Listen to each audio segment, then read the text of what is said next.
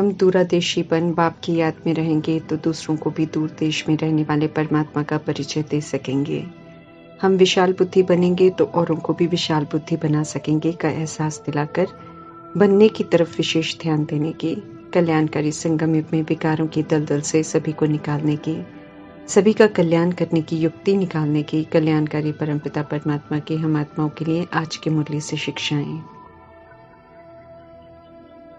पुरानी देह के अंदर के संबंध से स्वतंत्र रहने के लिए, अनेक जन्मों के अनेक प्रकार के बंधनों को समाप्त कर स्वतंत्र बनने के लिए, देह और देह के संबंधों में रहते हुए आत्मिक स्वरूप में रहते स्वतंत्र रहने के लिए, माया के बंधनों से निर्बंधन अर्थात स्वतंत्र रहने के लिए, विश्व कल्याण की सेवा में स्वतंत्र निमित्त बनने के लिए, जब चाहो देह का आधार लो, जब चाहो देह के भान से न्यारे रहने की संपूर्ण स्वतंत्रता के लिए, पुराने स्वभाव से, संस्कार से, कमजोरियों से स्वतंत्र बनने के लिए, सभी को देखते हुए सिर्फ कल्याण की भावना की स्थिति की स्वतंत्रता के लिए, प्रकृति के तत्वों के वश होने के बजाय उन्हें सतोप्रधान बनाने के कार्य में स्थित रहने की स्वतंत्रता के लिए, परमात्मा द्वारा मिला सहज साधन है एक बाप से सर्व संबंध जोड़ना।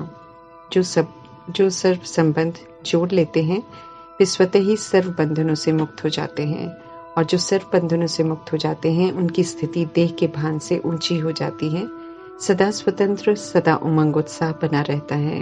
परमात्मा ने हम आत्माओं को अपना बनाकर, ब्राह्मण बनाकर, सत्य से परिचित कराकर उमंग उत्साह के पंख दिए हैं, जो सदा साथ हो तो सदा उड़ती कला की स्थिति का अनुभव करते हैं।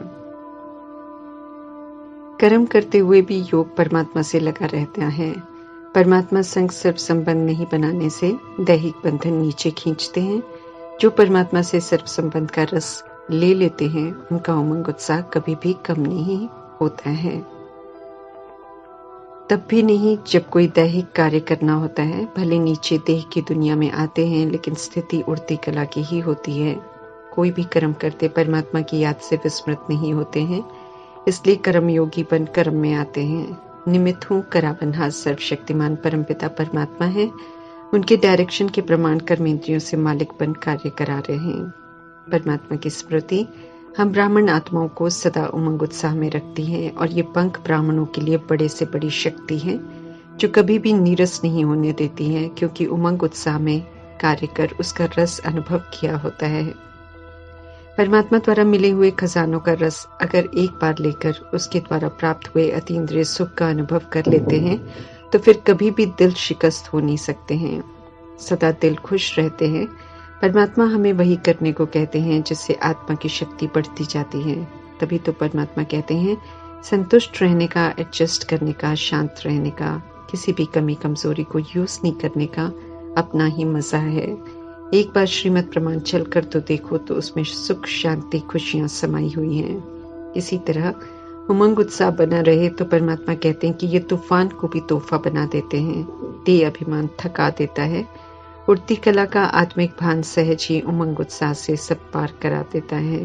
परीक्षाएं हो, समस्याएं हो, उमंग उत्साह मनोरंजन का अनुभव कराता है। प्रजापिता ब्रह्मा कर्म योगी का सिंबल बने। कर्म और योग को सदा कंबाइंड रखा। सदा बाप के साथ रहते हुए हर कार्य किया। कर्म योगी अर्थात कर्म करते याद न भूले और याद में रहते कर्म न भूले तो सदा हल्के रहेंगे। ऐसे सदा हल्के रहें। कर्म योगी हैं तो किचड़ा या माया के वाइब्रेशन छू नहीं सकते हैं। कर्म योगी बनने के लिए कर्म करते बुद्धि पर अटेंशन का पहरा हो ताकि माया का कोई वार न हो। कर्म और याद के साथ मनसा शक्ति भी सेवा करती रहे। खुशी भी हो, उमंग उत्साह भी हो। प्रजापिता ब्रह्मा सदा ही इसका उदाहरण बनकर रहे और फरिश्ता स्थिति का साक्षात्कार कर पाया। कर्मयोगी होने के नाते अति साधारण कर्म में भी उनकी स्थिति उमंग उत्साह की और श्रेष्ठ स्थिति की रही। हम आत्माओं को भी सिखाते हैं परमात्मा कि कैसे सदा उमंग उत्साह बना रहे, उड़ती कला की स्थिति हो और कर्मयोगी होने का प्रैक्टिकल सबूत दें। परमात्मा कहते हैं कि कमजोरी, दिल शिकस्तपन बाप के हवाले कर दो। अपने पास सिर्फ उमंग उत्साह रखो। बाप कंबाइंड है, इसलिए उमंग उत्साह से उड़ते चलो। शरीर में रहते हुए खुद को आत्मा रियलाइज कर अशरीरी शक्तिशाली स्थिति अपनी ओरिजिनल सतोगुणी स्थिति का अनुभव करना है। जो सत्य है उसे अनुभव करना है। मैं आत्मा शरीर से अलग हूँ। शरीर को मैं चलाने वाली हूँ। पवित्र हूँ, सुख शांति प्रेम शक्ति आनंद ज्ञान स्वरूप हूँ। मैं परम धाम निवासी हूँ। ये खुद को समझाने का अभ्यास दिया है परमात्मा ने। जैसे कोई शरीर के वस्त्र उतारते हैं तो सहज उतारते हैं, ऐसे ही परमात्मा समझाते हैं कि समझ से इस शरीर रूपी वस्त्र को सहज उतारने अर्थात पुराने संस्कारों को छोड़ने का अभ्यास करो। जो आपका ओरिजिनल नहीं है उसे अभी से छोड़ने का अभ्यास करो। यदि ये वस्त्र कोई न कोई संस्कारों से चिपका हुआ होगा तो उतारना मुश्किल हो जाएगा। इसलिए सभी संस्कारों से न्यारा अर्थात उपराम बनो। 1 सेकंड में देह को धारण करो और 1 सेकंड में इसे छोड़ देही अभिमानी बन जाओ। देह अपने बंधन में न बांधे, इसलिए अशरीरी स्थिति का अभ्यास करने की तरफ ध्यान खिंचवा रहे हैं परमात्मा, ताकि शरीर का आकर्षण कभी भी आकर्षित न कर सके। स्त्री पुरुष का भान ही खत्म हो जाए। देह के आकर्षण में आत्मा ने खुद को और अपनी शक्तियों को, स्वरूप को और स्वधर्म को खो दिया। अभी पुनः आत्मा को स्वधर्म और स्वरूप में लौटना है। इसलिए परमात्मा कहते हैं कि अशरीरी स्थिति के अभ्यासी बनो, पुनः स्वतंत्र और न्यारे बनो। परमात्मा का परिचय मिला, परमात्मा के बने, पवित्रता की प्रतिज्ञा की तो नया जन्म हो गया। परमात्मा से मिला हुआ जन्म अनमोल है। कल्प के ड्रामा में एक बार मिलता है। आत्मा को कौड़ी से हीरा बना देता है। इसलिए एहसास दिला रहे हैं परमात्मा कि इस समय का हमारा जन्म हीरे समान है। हमारे लिए ये युग भी डायमंड एज है। पहले तो मुख से कहते थे कि हम सब भगवान की संतान हैं, लेकिन भगवान को जानते ही नहीं थे। इसलिए उसे कहने से हम सब कोई भी हीरे तुल्य नहीं बने, बल्कि कौड़ी तुल्य बन गए। अभी परमात्मा का परिचय उनके द्वारा मिला है। हम आत्माएं हैं, ये परिचय अपना मिला तो संपन्न जुड़ा और हम ईश्वरीय संतान बने। जो बनते हैं उनकी पालना परमात्मा बाप के रूप में करते हैं। शिक्षक बनकर पढ़ाते हैं, सद्गुरु बनकर वरदानों से, महामंत्रों से तेजी से स्व परिवर्तन करने की विधि बताते हैं। संकीर्ण बुद्धि से हद की दृष्टि वृत्ति बदल हमें दूरदेशी और विशाल बुद्धि बनाते हैं। तीनों काल का कर्मों की गुह्य गति का राज स्पष्ट कर अपने कर्मों की जिम्मेवारी लेकर कर्मों को सुधारने की समझ देते हैं, अर्थात सृष्टि के आदि मध्य अंत का ज्ञान स्पष्ट कर विशाल बुद्धि बनाते हैं। दूर देश में रहने वाले परमात्मा की पहचान देकर उन्हें याद करने की, मन मना भव रहने की कला सिखाकर दूरदेशी बनाते हैं। परमात्मा समझ देते हैं कि पहले पाप को याद करो, मन मना भव हो जाओ, फिर विशाल बुद्धि अर्थात ड्रामा की नॉलेज से फुल बनो। इस विधि से सब एक्यूरेट समझ में आएगा और हम सब वो कर सकेंगे जो समय प्रमाण हमें करना है, अर्थात फिर से बेदाग हीरा बनना है। संगम युग के तीर्थ न्यारे हैं, बुद्धि से करने वाले हैं, कहीं भी रहते कर सकते हैं। दूर देश बिना किसी खर्च के जा सकते हैं। अब हम परमात्मा को जान के हैं, इसलिए बुद्धि भी विशाल हो गई है। परमात्मा आकर दूरादेशी बनाते हैं, अर्थात बुद्धि से दूर रहने वाले को याद करना सिखाते हैं। बिना कोई खर्च किए, बिना कोई कष्ट उठाए याद कर सकते हैं। फिर भी परमात्मा कहते हैं कि दूरादेशी बच्चे बहुत कम हैं। यहाँ रहते हुए मन परमात्मा में लगा हुआ हो, बुद्धि परमात्मा में एकाग्र रहे, ऐसी याद नहीं करते हैं।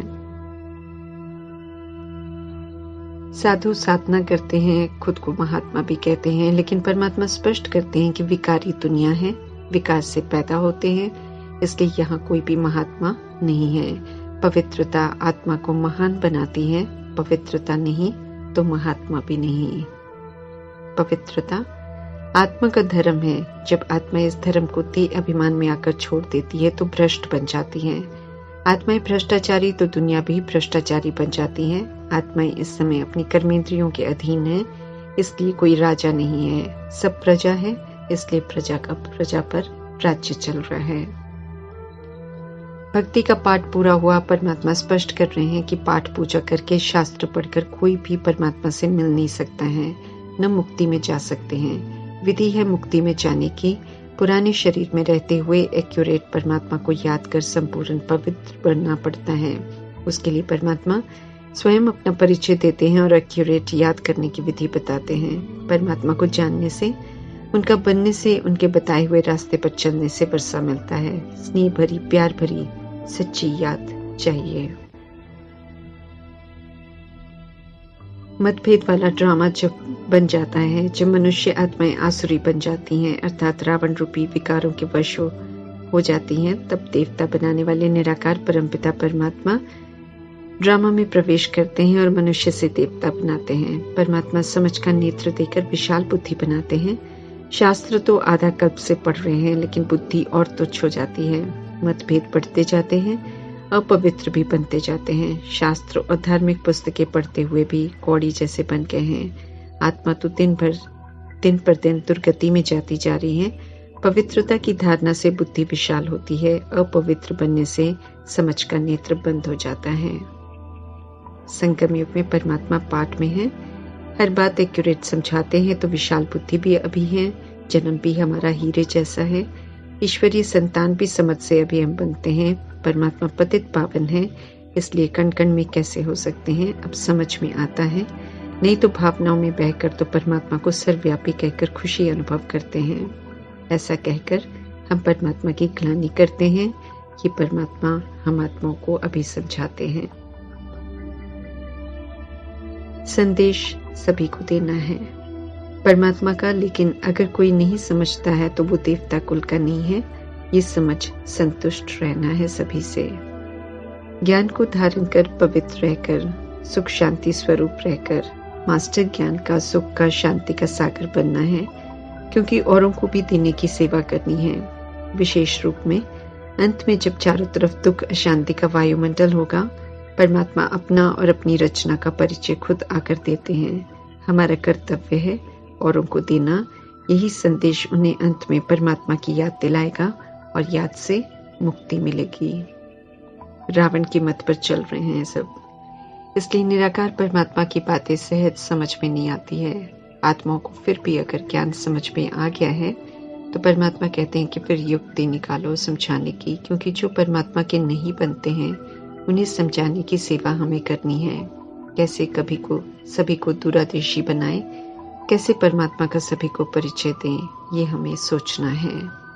ब्राह्मण बनना अर्थात पवित्रता की प्रतिज्ञा कर निभाना, तभी वर्षा हम ले सकते हैं। थोड़ा ज्ञान सुनेंगे, प्रजा बन जाएंगे, लेकिन विकार में जाते रहेंगे तो फिर सजा तो भोगनी पड़ेगी। मनुष्य इस समय पतित है, इसलिए उनकी कोई वैल्यू नहीं है। भ्रष्टाचार अति में जा रहा है, इसलिए पतित शरीरों को कब्र दाखिल होना है। पुरानी दुनिया कब्रिस्तान बननी है। मनुष्य आत्माओं ने खुद के विनाश के लिए खुद ही तैयारियां की हैं। परमात्मा से विपरीत बुद्धि जाकर, इसलिए ड्रामा की मार, विनाश की मार द्वारा दे अभिमान का विनाश होगा और आत्माएं मच्छर सदृश मरेंगे। समय रहते परमात्मा की नहीं सुनते हैं, अपने बचाव का इंतजाम करते ही नहीं है, इसलिए अंत में भी रक्षा नहीं होती है। प्रकृति ड्रामा कोई भी रहम नहीं करते हैं। परमात्मा साक्षी हो जाते हैं। उनसे जो लेना है वो अभी ही हम ले सकते हैं। अंतिम समय कैसा जाएगा वो अभी के पुरुषार्थ अनुसार तय हो रहा है। खुद ही तैयारी करनी है, बाद में मांगने से कुछ नहीं मिलेगा। परमात्मा ये स्पष्ट कर रहे हैं। वास्तव में कलयुग की अवधि तो पूरी हुई है। संगम युग का समय तो पाप भस्म करने के लिए, अच्छा बनने के लिए मिला हुआ है, अपना भाग्य बनाने के लिए मिला हुआ है। समय के महत्व को जान, हमें वो करना है जो जरूरी है। काल पर जीत पहननी है, माया जीत, विकर्मा जीत बनना है। निर्भयता से पुराना शरीर रूपी चोला छोड़ने की तैयारी करनी है। समय वेस्ट बिल्कुल नहीं करना है। जितनी धारणा करेंगे उतना बुद्धि का ताला खुलता जाएगा। बुद्धि विशाल होती जाएगी, उतनी कमाई करते रहेंगे। सौभाग्यशाली ब्राह्मण जन्म है ये, तो श्रीमत पर चलकर सौभाग्यशाली बनना है।